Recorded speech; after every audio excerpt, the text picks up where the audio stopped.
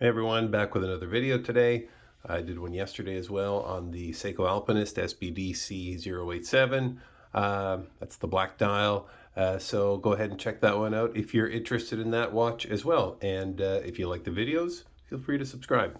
So this is the SEIKO Speedtimer SSC813. I've had this for a few weeks now, maybe a month even. Who knows? Time has no meaning anymore. And I did an unboxing of that, and so now I thought I would do a bit more of a review, share a few more thoughts on how I've enjoyed it so far. This is a solar chronograph with the V192 chronograph movement in it. The three sub-registers here are the solar panels themselves, and that's where they charge the batteries, so that's pretty cool. And it is a case diameter of 39 millimeters. It's 13.3 millimeters thick and has a lug-to-lug of 45.5 millimeters. So it's a super wearable watch. I've been wearing this a lot. Just sort of like a great everyday watch, especially over the holidays when I haven't been working. You don't have to ever set it either because it's solar quartz, which is kind of nice.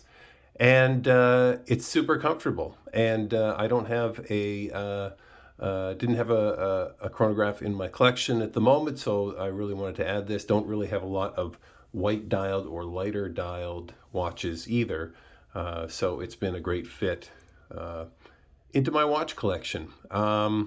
First off, I just wanted to comment on when I unboxed it, I had already bought a Strapcode bracelet for this, which looks fantastic. It's an oyster bracelet that has brushing that fits more with the case design and the brushing on this watch. This bracelet is really comfortable, but it sort of aesthetically does not fit very well. Also, the Strapcode bracelet has, a bunch of micro adjusts and maybe a bit of a nicer clasp, although this one is quite nice. Again, it's super comfortable. It just doesn't have a lot of flexibility, and it kind of looks out of place on the watch. So I really like the Strapcode bracelet.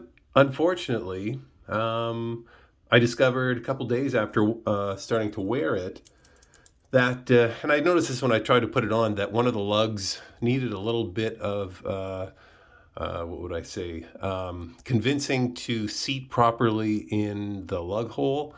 It was on this side of the watch, and this piece right here suddenly was loose, and I could sort of jiggle it so it would snug up a little bit, but it wasn't fully seating in the lug hole. And when I looked at it on the loop, you could see that it was not extending properly.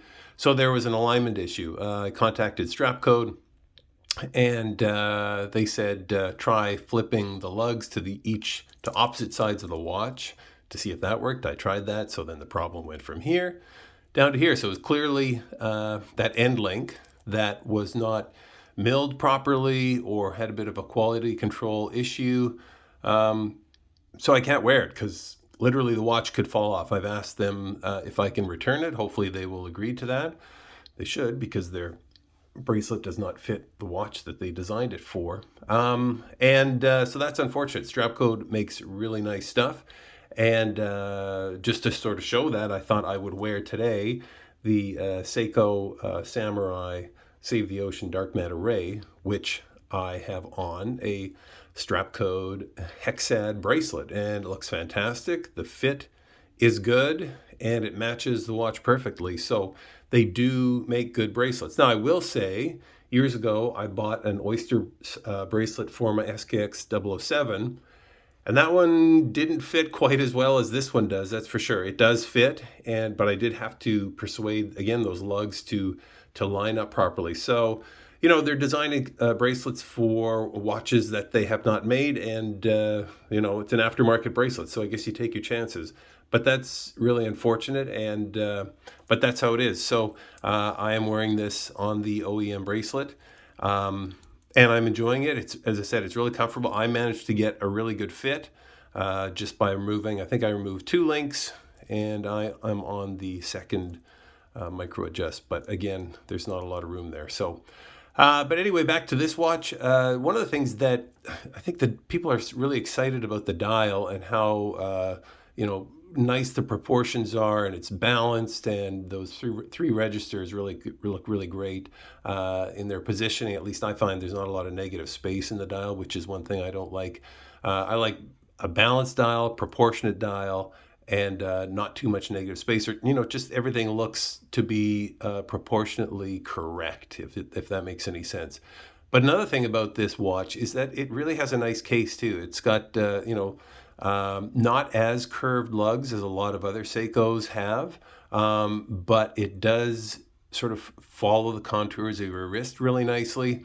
It's high polished on the sides, as you can see, and it is brushed on the top. So it's a straightforward case design, but it really fits this style and really fits this watch. So yeah, I'm really liking it.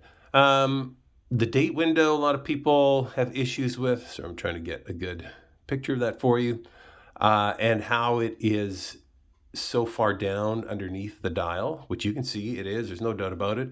But that's because these registers have those solar panels in them, or whatever you want to call it, the areas that charge the battery.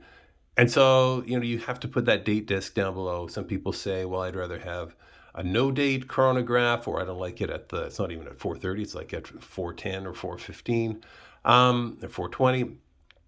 I like it. You can read it. Look, you can see the 3. It's not blasting you in the face, and you maybe have to squint a little bit. That's true, but it's still there. It's still useful. It's a color matched date window, and it looks good, so I don't mind it at all. The other thing that I really like is, again, you maybe can't see exactly, but there is a grain and a texture to this white dial, which looks really nice. The lume is good. It's not blasting like your traditional Seiko diver. It's at the 12, 3, 6, and 9 positions, and then, of course, on the hands, and then even the chronograph timing hand has it as well, which I can fire up the chronograph. You see it has that smooth sweep, which is nice. Down here, the 6 o'clock register, which is normally a battery indicator for the solar powered battery, when you turn the chronograph on, it becomes a minute counter, so it's going to count up 1 minute at a time. Obviously, you have your seconds hand over here, and then you have a 24-hour dial here at the 3 o'clock register, which is a little interesting, but it's fine. I don't mind it. You can do split times on this thing, so hit the bottom pusher to stop it temporarily, but it's still tracking and timing, and you press it again and it jumps to where it is and resumes its timing. If you want to stop it, obviously the top pusher again, that stops it. Reset is the bottom one, goes back to 12, and then in a few seconds, if you keep watching, the 6 o'clock register here will flip back to displaying the level of the battery. What else could we say about this? It just looks nice. Again, somebody had said in the comments on one of my videos about one of the watches is it was a watch that they just couldn't stop looking at when they were wearing. And I usually use that as a good indicator for whether I have bought a watch that I really like too. So I thought that was a good comment to make. And this is definitely one where, I hardly ever look at it to read the time, to be honest. It's more like just, hey, that's a cool watch that I got on my wrist. So yeah, it's just an interesting dial. It looks really great. Again, even this bezel, the tachometer bezel, it's not ceramic by any means, but it's really well finished. It looks great. The sapphire crystal has good anti-reflective treatment to it, and it's a little bit domed, so you get that little bit of distortion, which is super cool. It's got the applied Seiko name and the Prospex logo underneath. It's a clean dial. Yeah, that's about all I can say about it. I really like it. And pop it on the wrist so you can see a wrist shot.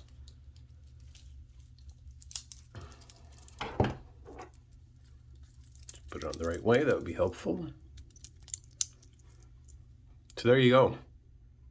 That is perfect. That is the perfectly proportioned dial, case size, everything else. Bracelet fits perfectly, to be honest.